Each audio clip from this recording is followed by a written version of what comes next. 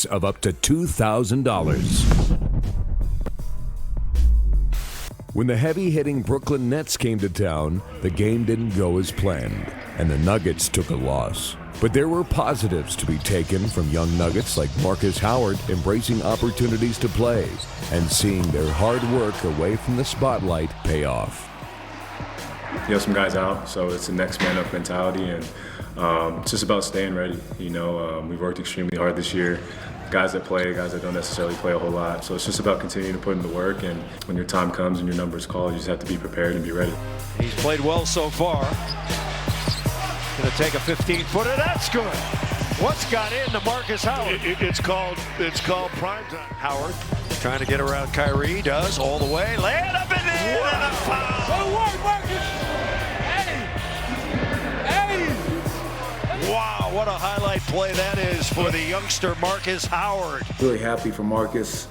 That kid has just worked his butt off the whole year long, and to throw him out there in the middle of the game, first half, meaningful minutes. It was great to see him go out there and respond and produce the way he did. So happy for Marcus as a side note.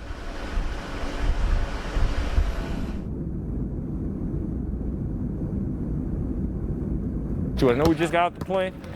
Get a little force. Hey, quick micing real quick. Hurry up while we have the hoop. 6, 1, 2, 3, 4. Flow game. Left, right, 2 feet. 3 of them, 5 spots. Here we go. 2. Yeah, look that way. We'll find out tomorrow. Make 5 mid-range. Here we go. Last 2, Boney. Last 2. 1. Here we go. 1. Good. High pick and roll. High pick and roll. Good. Head up, head up, head up, head up. Way to make them work. There you go. Head up, head up. Good. Good defense, Boney. Watch you do. You had it right there. You open. So now I want game speed. You should be loose by now. Last thing. Come on. Everything pace. Get there.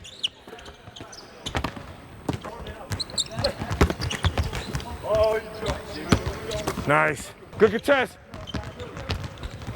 Free throws. Get out of here.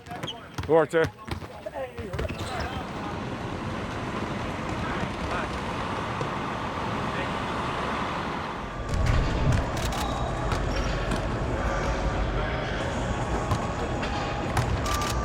Great pictures.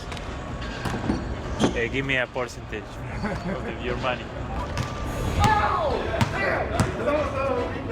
I'm on it.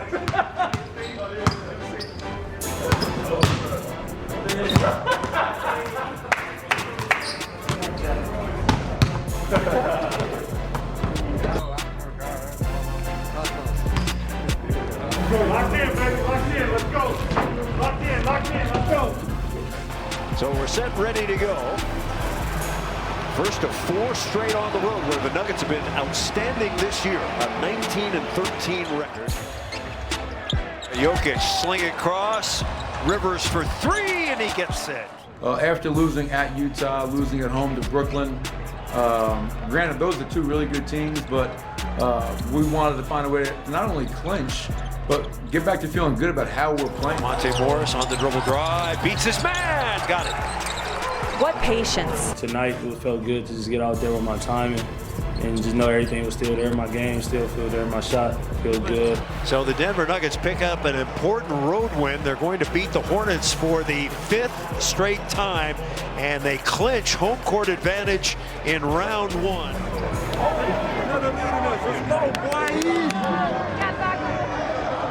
a serious note, man, that clinches home court advantage, and Tim gave me some news walking in.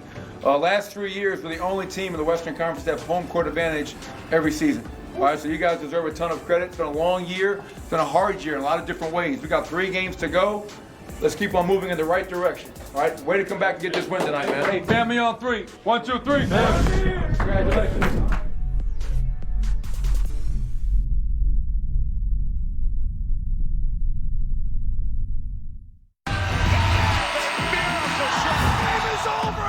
Avalanche have come back to push in. Oh, yes! There you go!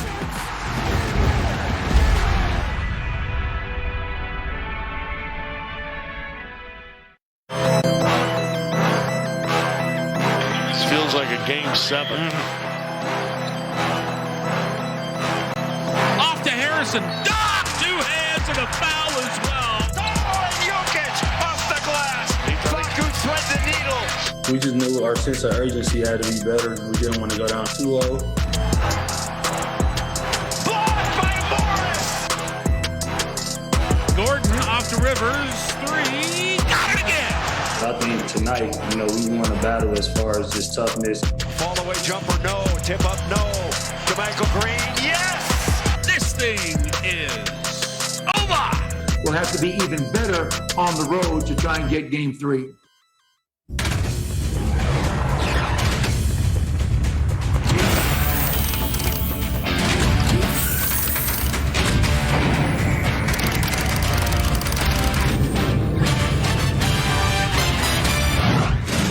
It's Nuggets basketball on Altitude Sports from Portland, Oregon.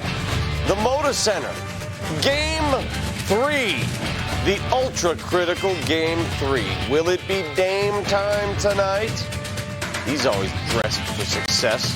The Nuggets have their share. Monte Morris ready to rock. Check out this outfit that Nurkic is wearing. Was he a Texas Longhorn? Is he a Bronco? Might be a Bronco.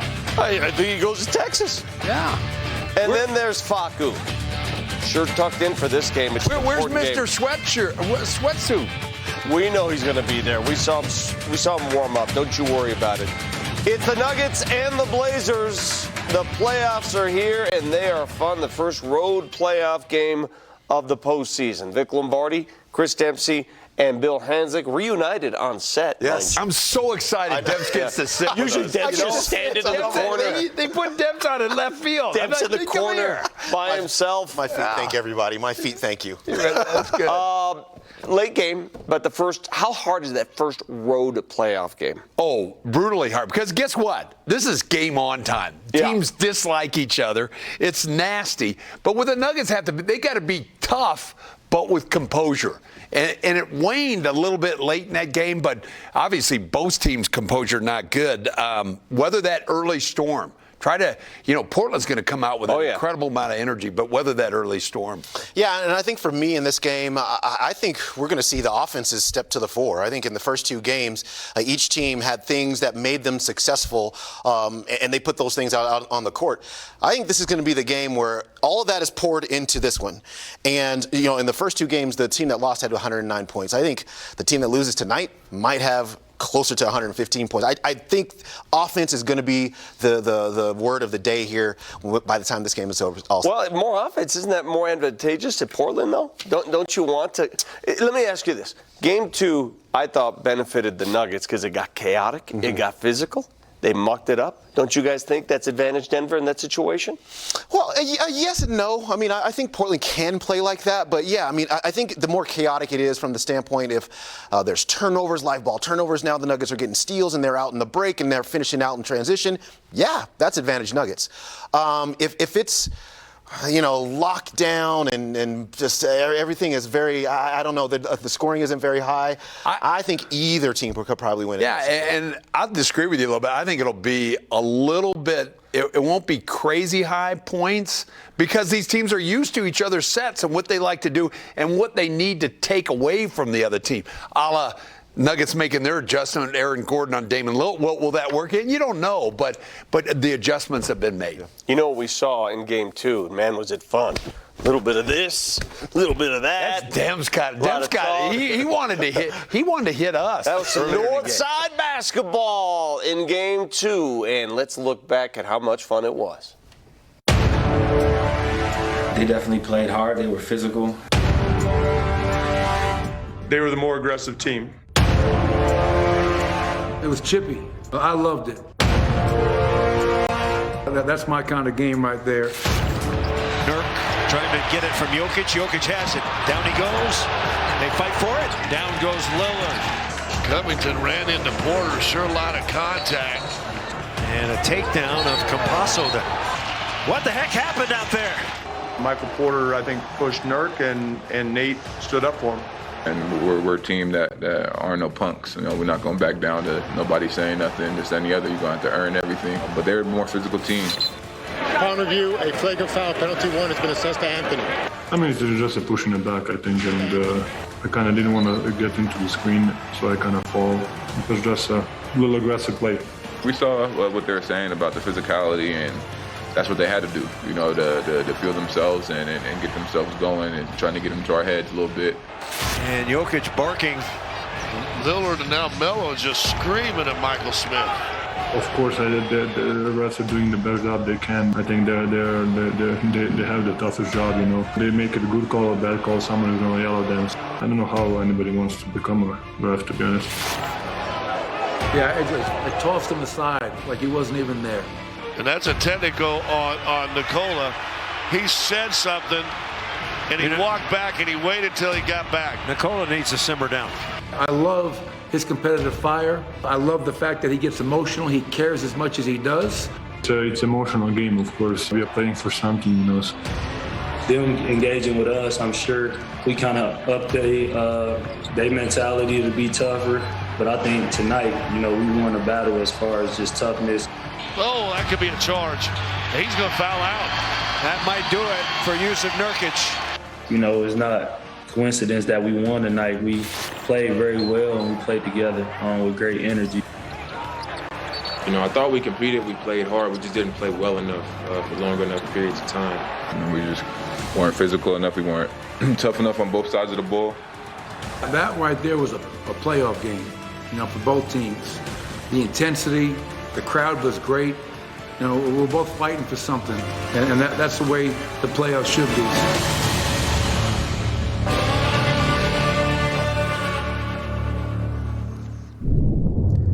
Well, back in Hans's era, that's nothing. That's just a smooch, right? Oh, yeah. I mean, there's a lot of stuff that went back on in my era. But, you know, these teams, it's kind of fun. I mean, that's what makes playoffs great. Mm-hmm. You start off, you have respect for each other. Then the respect goes to, well, I respect, but I really dislike you. And then you compete and you go at it hard, and that's going to happen tonight. Yeah, and I think it gets that way faster for teams that know each other as well as these two teams know each other. I mean, they play 4 times a year in the same division. And 2 exhibition games. So they had some more in there. It's a couple of exhibition games, and then 2 years ago in the playoffs as well. Yeah. When you know a team, it could get to this level really quickly. And I would say this, you know, Michael Malone said, you know, that it was both teams were fighting for something and they were very physical. But you heard Portland very clearly, they thought themselves they weren't very physical. So I would expect that they will amp that up here tonight. The Nuggets are going to have to meet them where they live. I would not want to be an official in the NBA playoffs. Joker's right. I mean, how do you win that? Yeah. I mean, that is a tough responsibility. When we come back, what more can the superstars do? They've shown brightly in both games 1 and 2. How will they do in 3? And hit. Sling it in the corner, Green for 3. And he knocks it in. Now Porter's going to try it again. That's good. And look, Buckley's at 13 assists now. Yeah, that's a career high for him.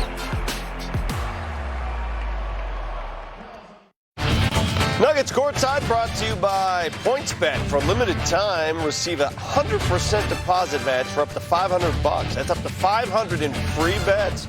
Use code NuggetsMVP. That is downtown Portland, where the Nuggets and Blazers set to get it on tonight. Game 3. Welcome back, Vic Dempson Hands. And what more, guys? Let me ask you, what more can the stars do? The Nuggets star, Nikola Jokic, is putting up astronomical numbers in the first 2 games. We saw what Dame has done. Can they even increase their performance above what they've done? What else do they do? You could always increase, but I'll take Joker down. But this guy, how about last game? He makes 15 out of 20 shots. And I think Chris Marlowe pointed out that look what they're averaging. These guys. It's ridiculous that Joker a little more consistent throughout the game. Lillard can throw that flurry haymaker like. Wow. Yeah. Well, and the 14 3-pointers stands out with Damian Lillard. And of 20, he's shooting 50% from the 3-point line. Yeah, you know what? I don't know if there's anything more that these guys can do. I mean, they're already doing so much for their respective basketball teams. But I tell you what, I mean, they're going to be asked to do at least that and maybe more. Let's start with Joker. The concern after game one was, he only has 1 assist. He's not distributing the ball. Didn't seem to be a problem in game 2, did it? No, because he made 15 out of 20. They're still playing the same strategy of pretty much singling him up. And Joker, he made a lot of hustle plays too. Hustle down on fast break, got some cleanup offensive rebounds. But his ability to score right there on contested shots, Portland doesn't have an answer for him. And you know what?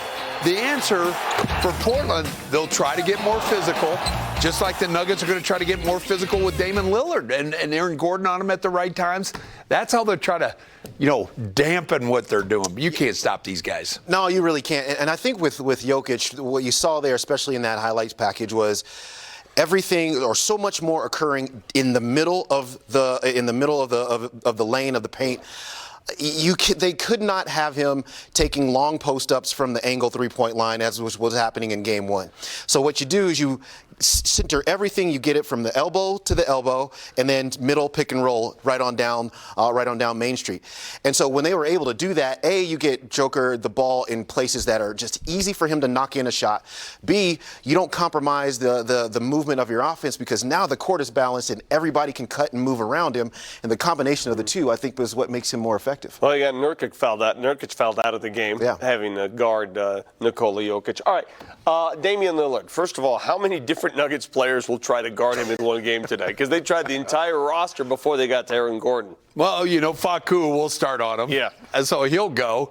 Austin Rivers might be on him a little bit. But the question becomes, do they put Shaq Harrison on him, which they did at the end of the first half, and he had some success. And then really, you're not going to put Aaron Gordon on initially, but if it's a key situation or he gets going, look for Aaron Gordon to try to get in his grill a little bit. Yeah, and you did see the difference when Gordon and his length started dealing with Lillard. I mean, he made that shot. That was the only 3 he made over Aaron Gordon. Look at the difference, game 1, game 2, first half, second half. First half, second half. Yeah, I mean, that's a stark contrast. And, 10 points on 2 of 9 shooting, just 1 3-pointer after having 8 in the first half. It was much better, well done. And I think Damian Lillard also spoke to this. He spoke to not just seeing Aaron Gordon, but seeing multiple bodies around him as well. And so it became an issue where it was Gordon as the primary defender and then the support players around him that were also helping. If you think a guy like that just is shooting 50% for the three-point line, you would think his two-point production would be even better because he'd be able to get it. He's 7 for 21 in the 2 games in the two-point area, which is a little surprising. Let him shoot twos. Well, yeah, let him shoot, and shoot is a little different. Well, you're going to break down what Aaron Gordon did that was so successful against him. Yeah, and I think for me, it's not just the fact that he forced missed shots. It was the fact that you saw that Damian Lillard only took 9 shots in the entire second half. 9. Yeah. So that means the ball was not in his hands as much, and we're going to take a look at just a couple of those instances here in this Details with Dempsey segment here. So there they are at the top. And this is going to be defense getting the ball out of his hands. When he goes up to take the shot, there's Aaron Gordon right there. What are you going to do? You're going to get rid of the ball. Now, C.J. McCollum does score on this possession, but getting the ball out of his hands makes somebody else beat you once again. There they are. And when he makes a move to get this shot up, Aaron Gordon's right there. And so now with 3.4 in the shot clock, hello, Nurk, you got a 3-pointer at the end of a shot clock. Getting the ball out of his hands, then obviously this, which is the quickness to cut him off on the drive, and now he's got to take a step back 3-point shot, which he misses. And so that's just the obvious athleticism and length that Aaron Gordon brings to the table. But to me, it's the idea of both getting the ball out of his hands and being able to hold up against the shot attempts. Now talking about the Portland side, I think when Lillard watches this highlight, particularly the second half, he's going to go, I got to try to go by him more and then be the creator, be the distributor, inside out threes, which hurt him in game 1. So I would look for him to really not shoot that step back 3 as much, but try to go by Gordon. I think sometimes when you go nuclear, as he did in a quarter, he figures why not keep doing it, right? Yeah. So that part of his game. He did go nuclear. He did. It worked with Aaron Gordon. Will it work again tonight? I don't know why I asked to guard him. I think that's just my competitive nature. I know I'm capable. And I just want to make sure the coaches understand that I'm I'm a defender, it's my niche. And it doesn't matter if it's a point guard or a center, like I said, put me on them and make it difficult for them. I didn't take it personally. I was looking to win the ball game. I appreciate the coaching staff for having faith in me and putting trust in me to take on that assignment. And listening to their quotes after the game Monday night, they acted as if they think they found something special with Aaron Gordon defending you. I'm just curious about your reaction to that. We'll see. We'll see, huh? Hey, come on, man. I don't think the Nuggets were sitting after the game going, "Oh, we found the key to success." Right. The way he cast that question was a bit. That wasn't exactly what's happening. Oh, we got him now. Yeah, we're gonna win every game. Like it's the Jordan. Yeah, that was not what happened. No, that's not what happened. And you know what? You go back to game one where Portland had a lot of success. Yeah, literally hit threes. But he had, wasn't it 13 assists in that in that game? And where did he get them from? He was driving in the paint and dishing it back out. I look for a lot of that tonight from him. All right, when we come back, one-on-one with Nuggets rookie Marcus Howard. How much PT's he going to get? There's the Lillard stopper, right?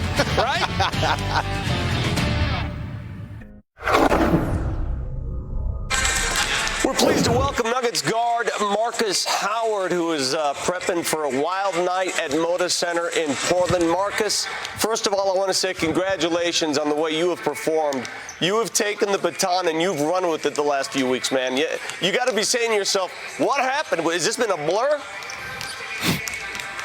No, it's been a crazy process, kind of a whirlwind throughout the year. But, just being on this team, you never know what to expect. So just the opportunity presented itself with guys, being injured and things like that. So I've said this before and I'll say it again, with our team, it's kind of like a next man up mentality. And my teammates and coaches, put a lot of trust in me and belief in me. So being able to go out there and just contribute and try to help this team win a championship is all I'm trying to do. And like I say always, I'm extremely fortunate and blessed for the opportunity.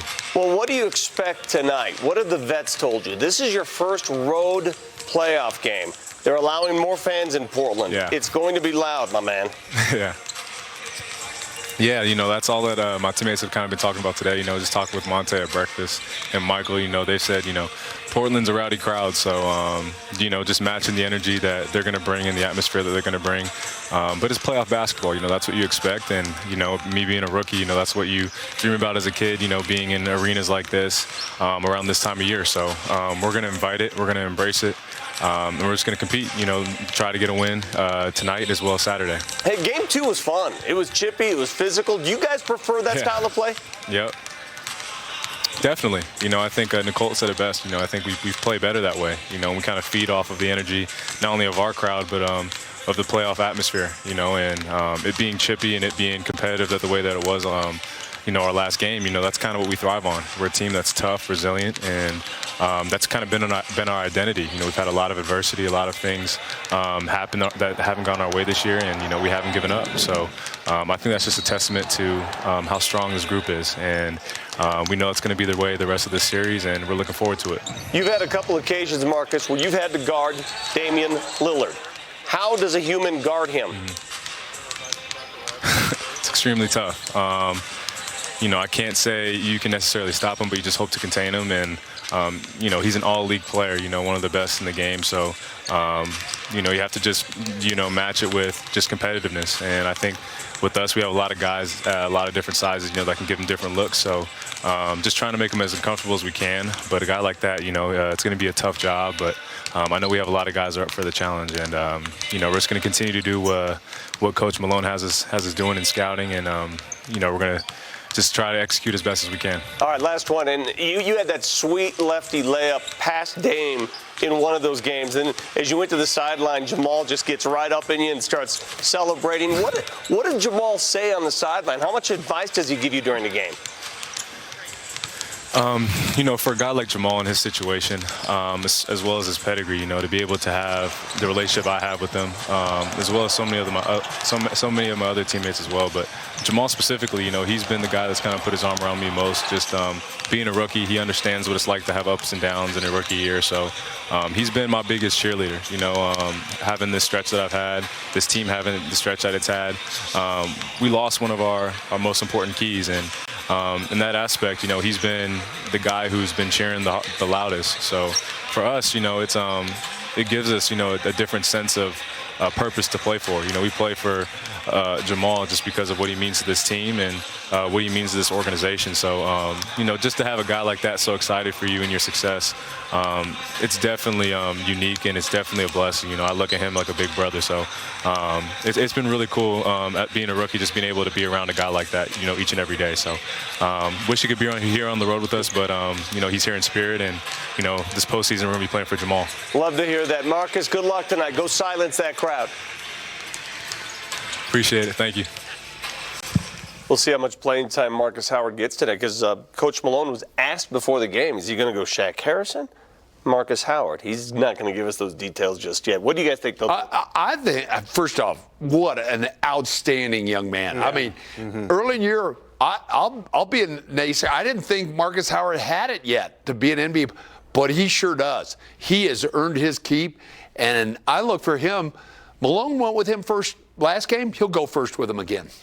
And for me, I think the situation will dictate it. If Damian Lillard is going off again and the Nuggets are down double digits, and you might need a defensive spark, maybe Shaq Harrison comes off the bench. But if that's not the case, then I think Hans is right. You just go back with the guy that you've been going with for the first two games, which is Marcus Howard. What do you guys think they'll do with Joker? Will they double him, or will they continue with the strategy of one guy?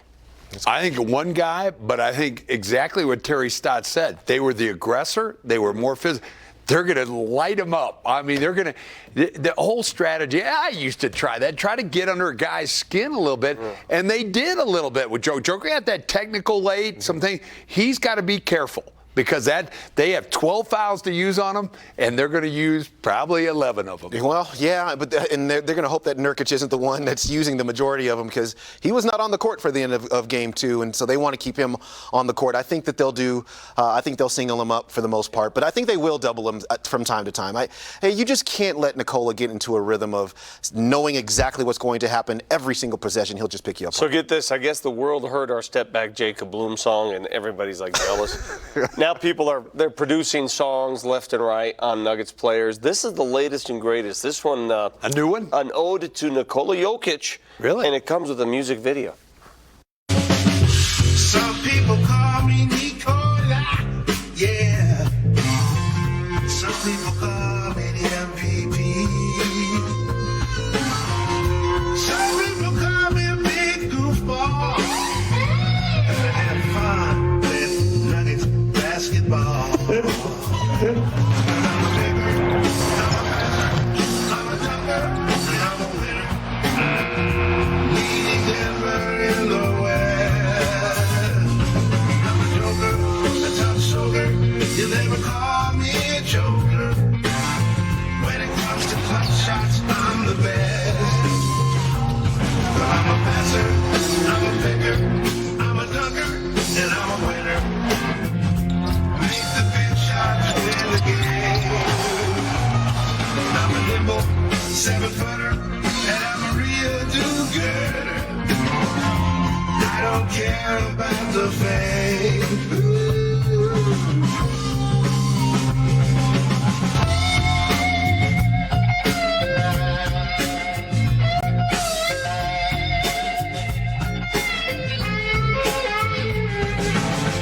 You're the best fans that I ever did have, yeah. I really love your club and wanna shake your hand. Dribble, look to pass it all the time. Sunset by shot, well, we might win all the time. But I'm a passer, I'm a picker, I'm a dunker, and I'm a winner. Make the big shot to win the game. I'm a joker, a tough soaker. You never call me a joker. And I don't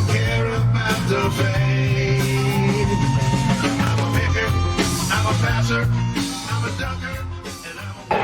Back to Nuggets courtside. The Nuggets in Portland for Game 3, and that's right, 8,000 fans will be in attendance for tonight. Yeah, they sold all their tickets. When you take a look at the Nuggets, head coach Michael Malone is fond of saying that everybody on the roster will be needed at some point in time. And with the injuries this year, that has certainly been the case. When you look at Game 2, 13 different players hit the floor, and the bench had a profound impact. It was clear early on that the Nuggets would not take any grief from the Blazers as this game got chippy in a hurry. It was chippy, and that's the way it should be. We're both fighting for something, and that's the way the playoffs should be. So I loved it. That's my kind of game right there. From the tip, the Nuggets played an intense, aggressive brand of basketball. Nikola Jokic racked up 15 points in the first quarter on the way to a team-high 38 with 8 boards and 5 assists in just 31 minutes. But in the second quarter, the flamethrower Damian Lillard came out and knocked down 6 threes, giving him 8 for the half and 32 points at the break. At halftime, the Nuggets adjusted and put an eager Aaron Gordon on Lillard, and with a little help, got the job done, cooling off the Blazers' sharpshooter. Dame was going crazy in the first half. And it almost looked like we ain't had no answer for him. And so I looked at the coaching staff and said, I got him. I thought Aaron Gordon in the second half, Damian Lillard in that first 32 points. I thought to hold him to 10 points in that second half and only one made 3 was critical to us getting that win. The other key factor that led to the win was the play of the bench. In Game 1, the Nuggets bench was outscored 34-20 with former Nugget Carmelo Anthony getting 18. In Game 2, Denver turned the tables, outscoring Portland's bench 38-21, led by Monte Morris and Wiley veteran Paul Millsap, who went for 15 points on 5 of 8 from the field and 5 of 6 from the line. Millsap became the first player in NBA playoff history to come off the bench with 15 points, 7 boards, and 3 assists in just 15 minutes. But all Millsap was concerned with was getting the W.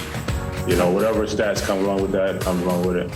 I've never been a guy that goes out there to hunt stats, but within the flow of the game, just try to win, and whatever happens, happens.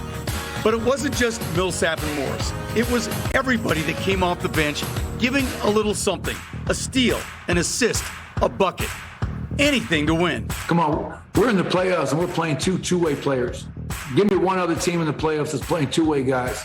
And that's why you got to love this team. Marcus Howard goes out there and plays like he belongs, because he does. Shaq Harrison goes out there and guards like he belongs because he can. To be honest, Monte was playing really good. Paul was playing really good. Shaq was phenomenal. It was positive. It was positive what the second unit did. They moved the ball. They're finding open shots. They were aggressive. So I think it was a great game for them.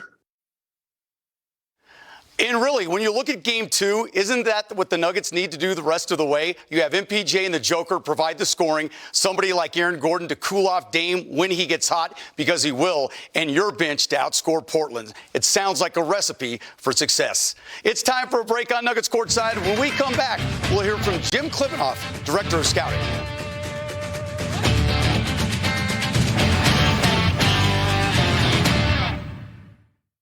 Knows we're constantly